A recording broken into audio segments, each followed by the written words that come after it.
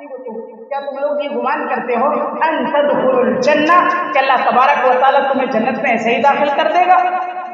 ولما یأتیکم اللہ، اور اللہ تبارک و تعالیٰ بندے کو جنت میں داخل کب کرے گا اس کا نقشہ اللہ نے کھینچا، کہا مثل الذین خلوا من قبلکم، یاد کرو ان لوگوں کو جن لوگوں نے دین کی راہ میں پریشانیاں اٹھائی، تکلیفیں برداشت کی، مختلف قسم کی اللہ تبارک و تعالیٰ کی ان پر آزمائشیں آئیں، مستهم البأساء، ان لوگوں کو اللہ تبارک و تعالیٰ نے آزمایا ان کی خوشحالی کے دنوں میں۔ اللہ تبارک و تعالیٰ نے جب ان کے پاس کچھ نہ تھا اس وقت بھی انہیں آزمایا۔ بندے پر کئی طریقے سے اللہ تبارک و تعالیٰ مصیبتیں نازل کرتا ہے، ایک کے پیچھے ایک مار پڑتی رہتی ہے، تو یہ اللہ تبارک و تعالیٰ کی جانب سے آزمائش ہے بندے کے لیے کہ اللہ تبارک و تعالیٰ کے اس دین کی راہ میں بندہ کتنا صبر و شکر کا معاملہ کرتا ہے۔ وَزُلْزِلُوا، زلزلو کہا جاتا ہے جھنجوڑ دینا، اتنا جھنجوڑنا آزمائشوں میں کہ آدمی کے اندر سکت ختم ہو جائے کہ اب اس سے برداشت کے باہر ہے، حتیٰ یقول الرسول، یہاں تک کہ رسول صلی اللہ علیہ وسلم اپنی زبان سے کہتے ہیں متی نصر اللہ، اللہ اب مدد کب آئے گی تیری مدد کا ہمیں آج انتظار ہے۔ بسم اللہ الرحمن الرحیم۔ بندے کو آزمائش کی جو چیزیں ہوتی ہے وہ دو طرح کی آزمائش ہوتی ہے، ایک وہ بندہ جو اللہ تبارک و تعالیٰ کا بہترین بندہ ہوتا ہے، اچھا بندہ ہوتا ہے، جس کا شمار اللہ تبارک و تعالیٰ نے اپنے دین کی خاطر اس کو اللہ تعالیٰ چن لیتا ہے، ایسے بندے کو اللہ تبارک و تعالیٰ اس کی زندگی میں آزماتا ہے۔ ایک تو یہ انسان ہے، دوسری آزمائش پریشانیاں تکالیف کا انسان پر گرنا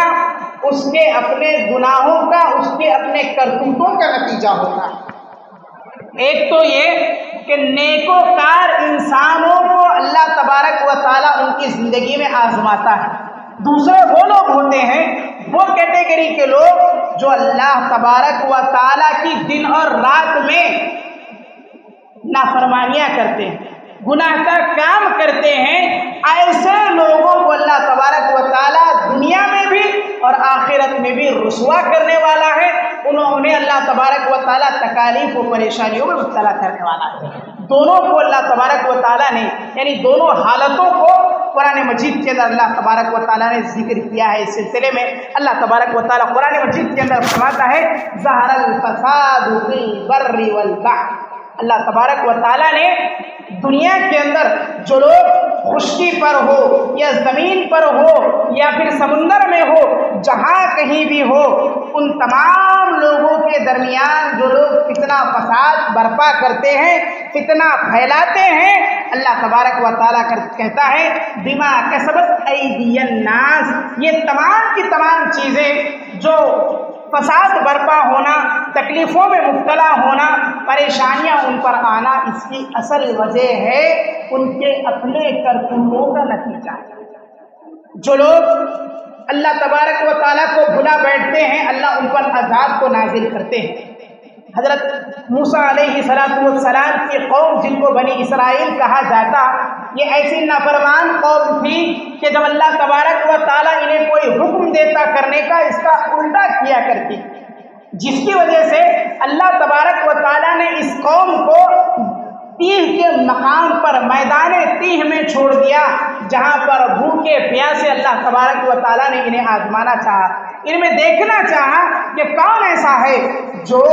اللہ تبارک و تعالیٰ کے دین پر ثابت قدم رہتا ہے، اور کون وہ ہے جو اللہ تبارک و تعالیٰ کے ساتھ نافرمانی کر کے میدان تیہ سے بھاگ جاتا ہے۔ اللہ تبارک و تعالیٰ نے اس قوم کو 40 سال تک میدان تیہ میں چھوڑ دیا، یہاں تک کہ نتیجہ یہ نکلا ان میں جو نافرمان تھے، اللہ تبارک و تعالیٰ نے بطور آزمائش کے، بطور عذاب کے ان کو اللہ تعالیٰ نے آزمایا اور ان کے اوپر طرح طرح کی پریشانیاں بھیجی۔ میرے حاضرین گرامی، اللہ تبارک و تعالیٰ ان بندوں کو آزماتا ہے، ان بندوں کو، ہر بندے کو اللہ تبارک و تعالیٰ آزماتا ہے اپنے دین کے اندر، وہ کتنا کھرا اترتا ہے، کتنا کھوٹا اترتا ہے۔ اگر بندہ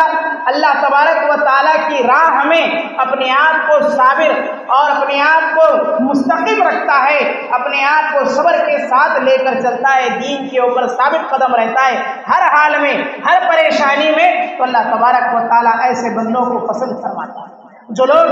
اللہ تبارک و تعالیٰ کے ساتھ ایسے حالات میں نافرمانیوں کا معاملہ کرتے ہیں، اللہ تبارک و تعالیٰ ایسے لوگوں پر عذاب اتارتا ہے جس طرح کہ بنی اسرائیل کی قوم کو اتارا تھا۔ اسی طریقے سے اللہ تبارک و تعالیٰ کہتا ہے لِيَذِيقَهُمْ بَعْضَ الَّذِي عَمِلُوا، ہم دیکھنا چاہتے ہیں کہ ہم تم لوگوں میں سے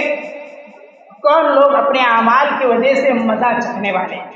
اللہ تبارک و تعالیٰ قرآن مجید میں کہتا ہے کہ ہم ان لوگوں کو آزما کر یہ دیکھنا چاہتے ہیں کہ ان میں کون وہ لوگ ہیں جو نیکوکار ہیں اور کون بدبخت ہیں۔ جو بدبخت ہوں گے، نافرمان ہوں گے، اللہ تبارک و تعالیٰ ایسے لوگوں پر اپنا عذاب اتارے گا اور ان کے کرتوتوں کی وجہ سے اللہ تبارک و تعالیٰ انہیں مزہ چکھائے گا۔ پھر اللہ تبارک و تعالیٰ کہتا ہے لعلہم یرجعون، تاکہ یہ لوگ اپنے ان تمام اعمال سے باز آ جائیں۔ اللہ تبارک و تعالیٰ کا عذاب دینا، انہیں آزمائش میں ڈالنا، پریشانیوں اور تکلیفوں سے انہیں گھیرنا، اس کے پیچھے بھی اللہ تبارک و تعالیٰ کا بہت بڑا مقصد ہے۔ وہ مقصد یہ ہے کہ بندہ سدھر جائے۔ جب انسان کو ٹھوکر لگتی ہے، انسان اپنی زندگی میں ٹھوکر کھاتا ہے، تو میرے حاضرین گرامی وہ سدھر جاتا ہے۔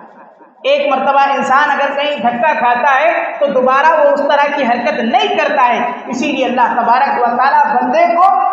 آزمائش دے کر کے، تکلیف دے کر کے، پریشانی دے کر کے اسے ان تمام چیزوں سے باز رکھنا چاہتا ہے جو اللہ تبارک و تعالیٰ کی نافرمانیوں میں شامل اور داخل ہے۔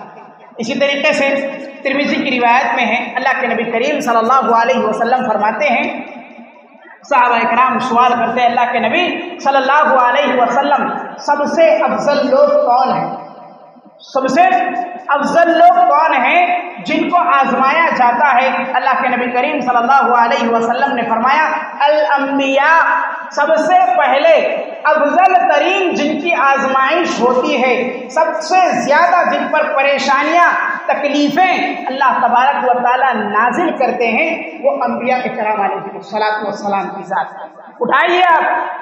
احادیث کی کتابوں کو، تاریخ کی کتابوں کو کبھی پڑھیے، موقع ملے انبیاء علیہ الصلوۃ والسلام کی زندگیوں کا کبھی مطالعہ کرے، علماء اکرام سے اپنے سنیں، آپ کو پتہ چلے گا۔ حضرت آدم علیہ الصلوۃ والسلام جنت میں ہیں، اپنی بیوی کے ساتھ ہیں، بہترین انداز میں عیش و عشرت کی زندگی گزارتے ہیں۔ اللہ تبارک و تعالی حضرت آدم علیہ الصلوۃ والسلام کی غلطی کی وجہ سے انہیں فوراً جنت سے زمین پر اتار دیتا ہے۔ اتنی بڑی مصیبت کہ جنت سے سیدھا زمین پر آ گئے کہ اللہ تبارک و تعالیٰ کی حضرت آدم علیہ السلام کے لیے آزمائش ہے۔ ان کے بعد حضرت نوح علیہ السلام دنیا کے اندر آتے ہیں، قوم کے اندر بت پرستی ہے، قوم اللہ تبارک و تعالیٰ کو بھول بیٹھی ہے، غیر کی عبادت کرتی ہے۔ نوح علیہ السلام 950 سال تک انہیں دعوت دیتے ہیں، 950 سال تک سمجھاتے ہیں، 950 سال تک لوگوں کو اللہ تبارک و تعالیٰ کی دعوت کی طرف بلاتے ہیں۔ ایک اللہ کی عبادت کے لیے روزانہ حضرت نوح علیہ السلام لوگوں کو سمجھاتے ہیں، بلاتے ہیں۔ 950 سال تک کی دعوت کا یہ عالم کہ لوگ حضرت نوح علیہ السلام کو دیکھ کر منہ چھپانے لگتے ہیں، رشتہ دار دور بھاگنے لگتے ہیں، یہاں تک کہ اللہ تبارک و تعالیٰ 950 سال تک اس دعوت کا انہیں حکم دیا، اور یہ حکم اس وقت تک رہا جب تک کہ اس قوم پر عذاب نہ آیا۔ اتنی بڑی تکلیف، اتنی پریشانی کہ 950 سال تک ایک کام کو لے کر کھڑے ہونا اور اسے پائے تکمیل کو پہنچانا، یہ بہت بڑا اللہ تبارک و تعالیٰ کی جانب سے ان کے لیے آزمائش والا معاملہ تھا۔ اتنی بڑی آزمائش۔ آج ہمارا معاملہ یہ ہے، مسجدوں کے اندر ہم نماز پڑھاتے ہیں، تھوڑی سی ناچاقی کسی سے ہو گئی، ہلکی سی گلی کے اندر کسی سے بات ہو گئی، کسی سے معاملہ خراب ہو گیا، ہمارے دل کے اندر کیا آ جاتا ہے، بھیا اس مسجد کو ہم نہیں جائیں، اس گلی کو ہم نہیں جائیں گے، کیونکہ ہمارے برداشت کے باہر ہے کہ ہم سن نہیں سکتے ہیں۔ 950 سال تک ایک نبی گلیوں میں گھومتا ہے، سڑکوں پر گھومتا ہے، لوگوں کے دروازوں پر دستک دے دے کر یہ دعوت پہنچاتا ہے کہ اللہ تبارک و تعالیٰ اکیلے کی عبادت کیجئے، اس کے علاوہ کسی اور کی عبادت نہ کرے۔ یہ کوئی معمولی کام نہیں ہے میرے بھائی، بنا کسی جو ہے آپ تکلیف کے کبھی اللہ تبارک و تعالیٰ کے مقصد و مراد کو حاصل نہیں کر سکتے۔ اللہ کے مقصد کو حاصل کرنا ہے، اللہ تبارک و تعالیٰ کے دین کے کلمے کو بلند کرنا ہے تو میرے بھائیوں تکلیفوں سے جوجھنا ہوگا، آزمائشوں میں مبتلا ہونا ہوگا، پریشانیوں کو سنبھالنا ہوگا، تبھی جا کر کے اب اللہ تبارک و تعالیٰ کے اس خالص دین کو لوگوں تک پہنچا سکتے ہیں۔ آپ آزمائشیں اگر آج اٹھائیں گے آپ کی آنے والی نسلیں راحت دیکھیں گی۔ الانبیاء فالامثل، الامثل، اللہ کے نبی کریم صلی اللہ علیہ وسلم نے فرمایا یہ انبیاء اکرام علیہم السلام کے بعد جو لوگ تکلیفوں کو جھیلتے ہیں، تکلیفوں کو اٹھاتے ہیں، وہ انبیاء اکرام علیہم السلام کے برابر کے لوگ ہوتے ہیں، مثل کے لوگ ہوتے ہیں۔ آج کے دور میں سب سے زیادہ پریشانیوں کا معاملہ اٹھانے والے لوگ اپنے آپ کو کمتر نہ سمجھیں، اپنے آپ کو حقیر نہ سمجھے، یہ نہ سمجھے کہ آج مجھ پر جو مصیبتیں پھوٹی ہیں، آج مجھ پر جو دین کے معاملے میں اللہ تبارک و تعالیٰ کی جانب سے آزمائشیں آ رہی ہیں، اس کا مطلب یہ نہیں ہے کہ اللہ تبارک و تعالیٰ نے آپ کو حقیر جانا۔ اللہ تبارک و تعالیٰ نے آپ کو وہ مرتبہ دیا ہے، وہ مقام دیا ہے کہ اللہ تبارک و تعالیٰ آپ کو انبیاء کے مثل قرار دیا ہے۔ سبحان اللہ۔ حاضرین گرامی، انبیاء اکرام علیہ السلام تکلیفوں کو برداشت کیے، اور اللہ تبارک و تعالیٰ ہو سکتا ہے آپ سے چاہ رہا ہو کہ آپ اللہ تبارک و تعالیٰ کی راہ میں تکلیفوں کو، آزمائشوں کو، مصیبتوں کو برداشت کریں۔ پھر فرمایا اللہ کے نبی کریم صلی اللہ علیہ وسلم نے فَيَبْتَلِي الرَّجُلُ، آدمی آزمایا جاتا ہے، اور اس کے بعد حالت یہ ہے بِحَسْبِ دِینِ، جتنا اس کے اندر دین کے اندر اس کا صبر و استقامت کا معاملہ ہوتا ہے، طاقت کا معاملہ ہوتا ہے، اس وقت تک اللہ تبارک و تعالیٰ بندے کے اندر سے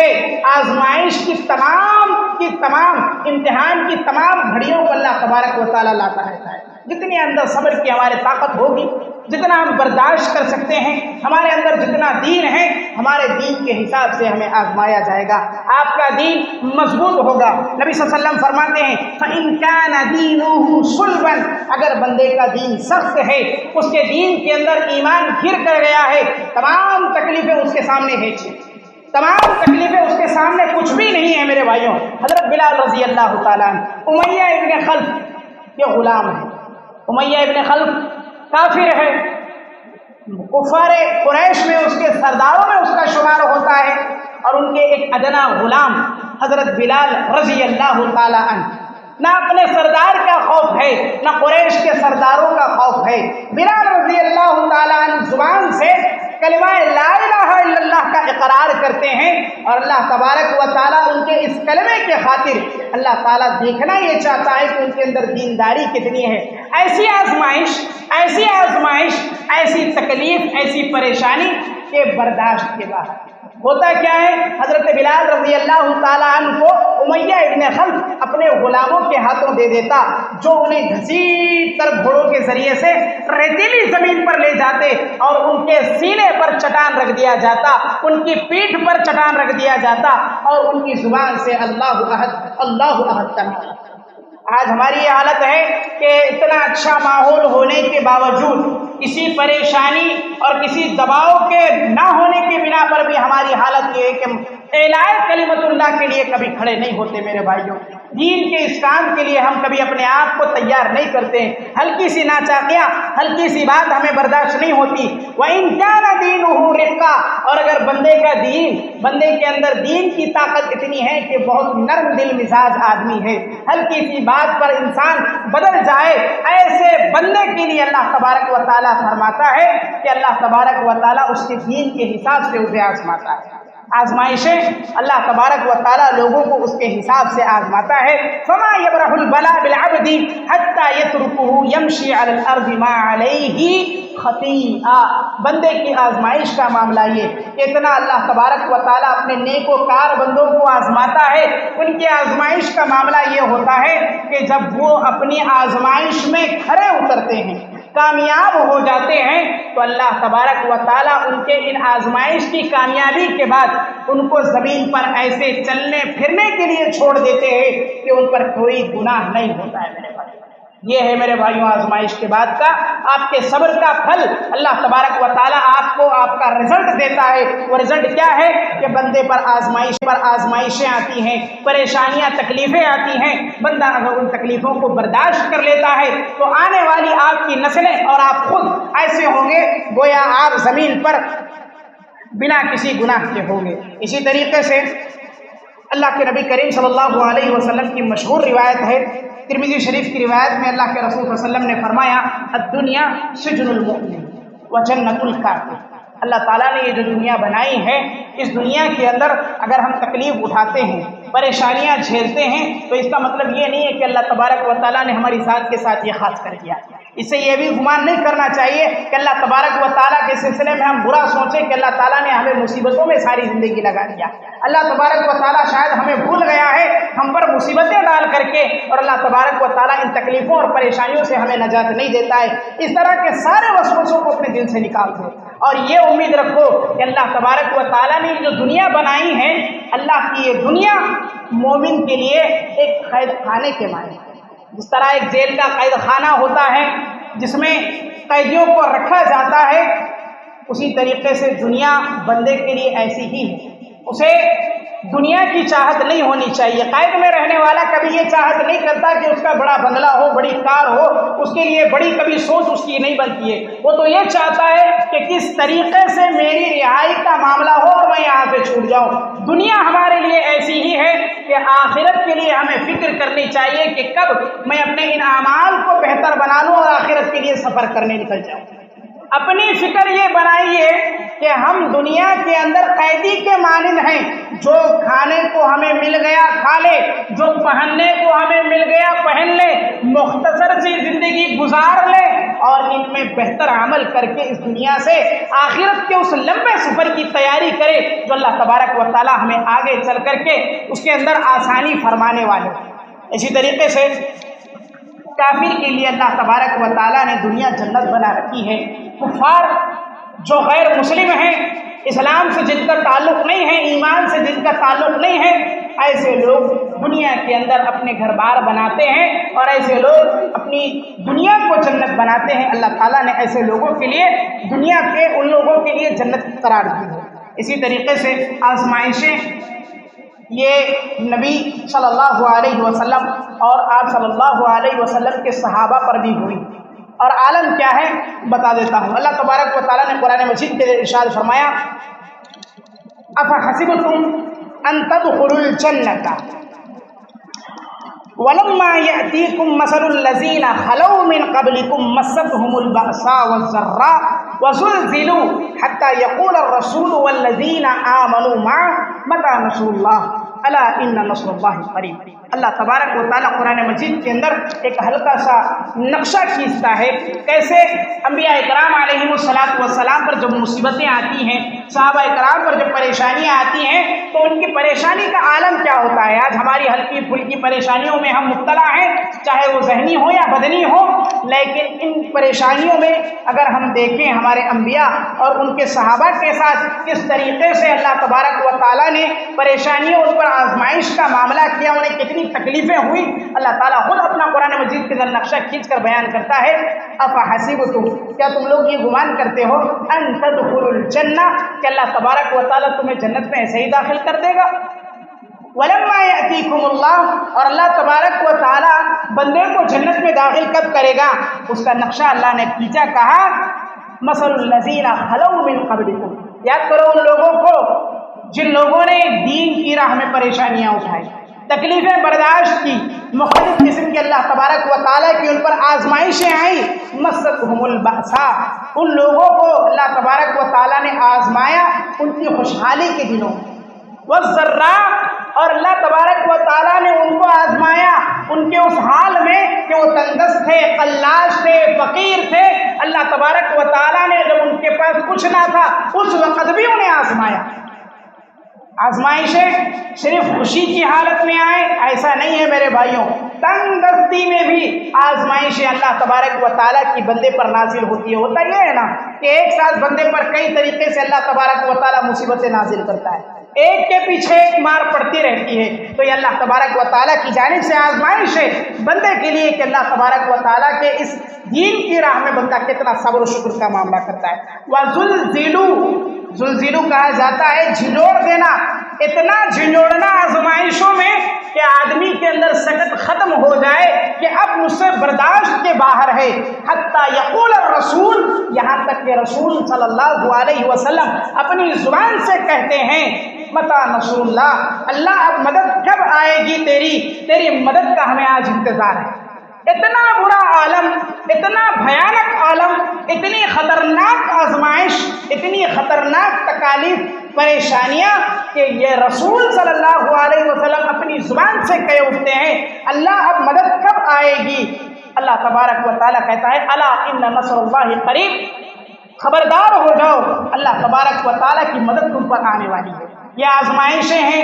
یہ ان لوگوں کے لیے ہیں جو نبی صلی اللہ علیہ وسلم اور ان کے صحابہ کے ساتھ معاملہ ہے. آج ہمیں ہلکی سی پریشانی آتی ہے میرے بھائیوں، ہم بے صبری کا مظاہرہ کرتے ہیں، اللہ تبارک و تعالیٰ کی ذات پر برا گمان رکھتے ہیں، بعض لوگوں پر سب و شتم کا معاملہ کرتے ہیں، کبھی زمانے کو گالی دیتے ہیں، کبھی رب کو گالی دیتے ہیں، نعوذ باللہ من ذالک، کبھی کسی اور کو کچھ کہہ دیتے ہیں. یہ ہمارے بے صبری کی علامت ہے. اللہ تبارک و تعالیٰ تو ہم سے صبر کا معاملہ چاہتا ہے. اسی طریقے سے مسلم شریف کی روایت ہے، اللہ کے نبی کریم صلی اللہ علیہ وسلم فرماتے ہیں كتب اللہ مقادیر الخلائق قبل ان يخلق السماوات والارض ب50,000 سنہ.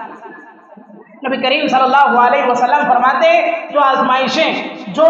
اللہ تبارک و تعالیٰ کی جانب سے تکلیفیں اور پریشانیاں تم پر گرتی ہیں، تم یہ مت سمجھنا کہ یہ اللہ تبارک و تعالیٰ کی جانب سے تم پر ابھی کے لیے آزمائش ہے. اللہ تعالیٰ نے تو تمہاری یہ تقدیروں میں اس زمین اور آسمان کو پیدا کرنے سے 50,000 سال پہلے تمہاری مقدر میں یہ لکھ دیا، اور اللہ تعالیٰ نے تمہیں نیکوکاروں میں چن لیا.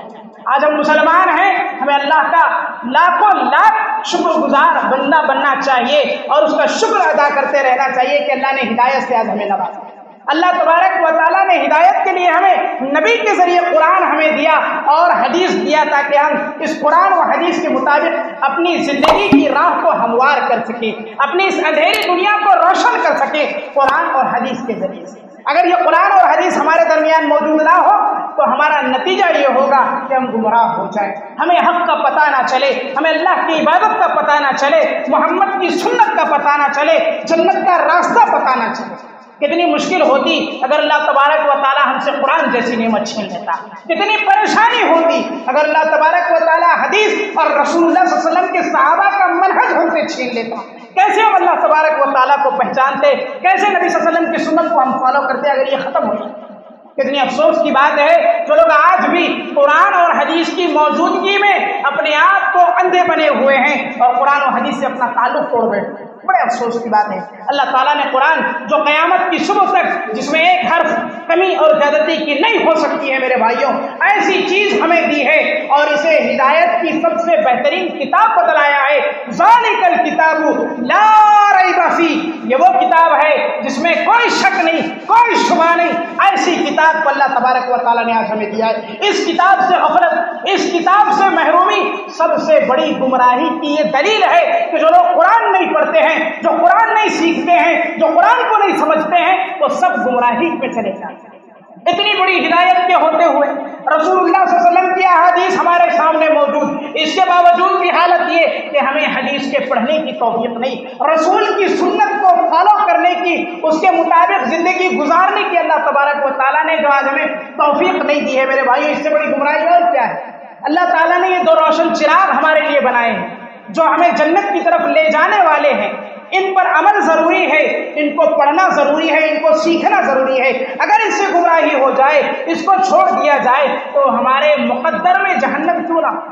کتنے افسوس کی بات ہے جو لوگ دنیا آج ان دونوں چیزوں کو سمجھ نہیں سکی ہے، ان دونوں چیزوں سے محروم ہے، ان کی اہمیت اور اس کی قدر کو نہیں جانتی ہے، وہ گمراہی میں ہیں اور وہ یہ سمجھتی ہیں کہ وہ دنیا کی کامیاب انسان ہے. نہیں میرے بھائیوں، اللہ تبارک و تعالیٰ کی جانب سے جو کامیابی کی علامت ہے یہ قرآن اور حدیث کے ذریعے ہے. بہرحال اللہ تبارک و تعالیٰ بندوں کو آزماتا ہے تو ان کے آزمائش یہ ابھی کی نہیں ہے، بلکہ اللہ تبارک و تعالیٰ نے 50,000 سال پہلے یہ چیز لکھ کر رکھ دی تھی کہ اللہ تبارک و تعالیٰ تمہیں مسلمان بنائے گا اور تم پر مشکلوں اور مصیبتوں کے پہاڑ توڑے گا، تب جا کر کے تمہارے اندر صبر کا معاملہ اور اللہ تبارک و تعالیٰ کی ذات کے سلسلے میں استقامت کی کتنی اللہ اللہ تبارک و تعالیٰ کی تمہارے طرف توفیق ہے اس کو دیکھے گا۔ اسی طریقے سے ہر حال میں ہمیں ان حالات میں جب حالات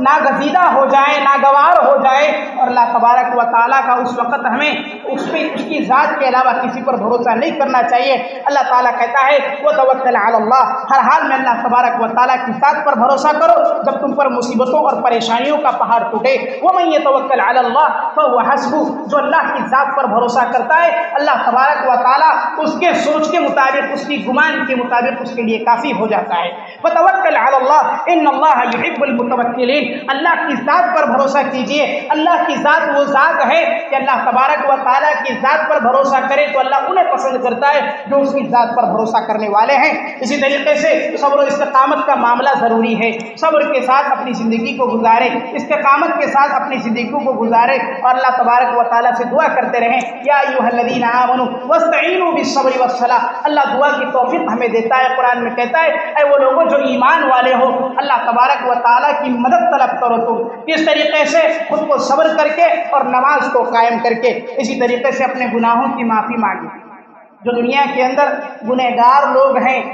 وہ یہ جانتے ہیں کہ اللہ تعالیٰ کی جانب سے ہم پر مصیبتیں، پریشانیاں، آزمائشیں آ رہی ہیں، ایسے لوگ ایک چیز کی غفلت میں پڑے ہوئے ہیں، وہ ہے اپنے گناہوں کی معافی نہ طلب کرنا۔ کتنے ایسے لوگ ہیں جو گناہ پر گناہ کرتے جاتے ہیں لیکن انہیں اللہ تبارک و تعالیٰ نے توبہ کی توفیق نہ دی، انہیں مغفرت کی اللہ تبارک و تعالیٰ نے توفیق نہ دی، معافی مانگنے کا اللہ تبارک و تعالیٰ نے انہیں اصول و ڈھنگ نہ سکھلایا، جس کی وجہ سے نتیجہ یہ ہے کہ اللہ تبارک و تعالیٰ ان کے گناہ معاف نہ ہونے کی وجہ سے ان گناہوں کے عذاب کو برابر اللہ تبارک و تعالیٰ ان پر نازل کرتا رہا۔ ہمیں چاہیے کہ اپنے گناہوں کی معافی مانگے تاکہ اللہ تبارک و تعالیٰ کی جانب سے من جانب اللہ آنے والی تمام کی تمام مصیبتیں، پریشانیاں اللہ تبارک و تعالیٰ کی ہم سے ٹل جائیں۔ اللہ کے نبی کریم صلی اللہ علیہ وسلم فرماتے ہیں العبد آمن من عذاب اللہ مستغفر اللہ، وہ بندہ